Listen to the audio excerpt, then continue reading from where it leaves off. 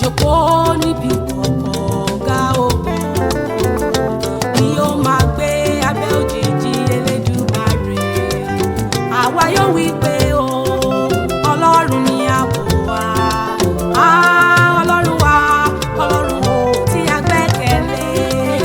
Jésù ni ààbò àwọn tó gbẹ́kẹ̀lé. àwọn tó gbẹ́kẹ̀lé.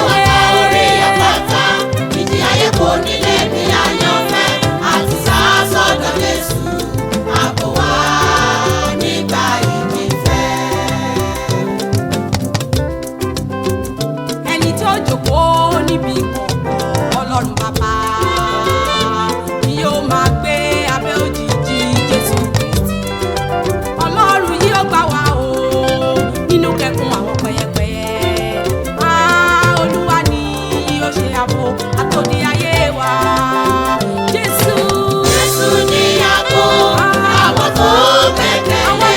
Ó ti gbé wa ká orí àpáta ìjì ayé kò nílé mi àyànfẹ́ àti sá sọ́dọ̀ Jésù ààbò wa nígbà ìjì fẹ́.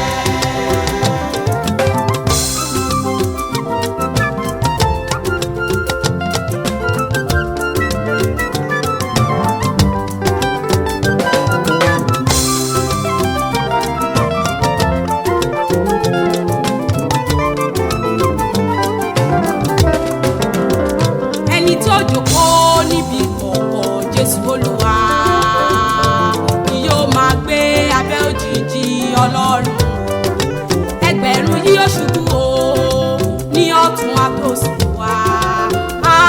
Ọlọ́run ni yóò ṣe ààbò àtòdì ayé wa.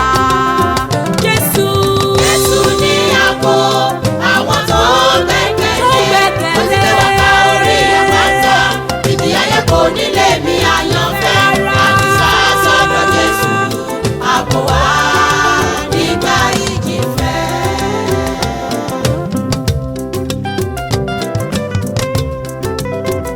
ẹni tó jókòó níbi kọ̀ọ̀kan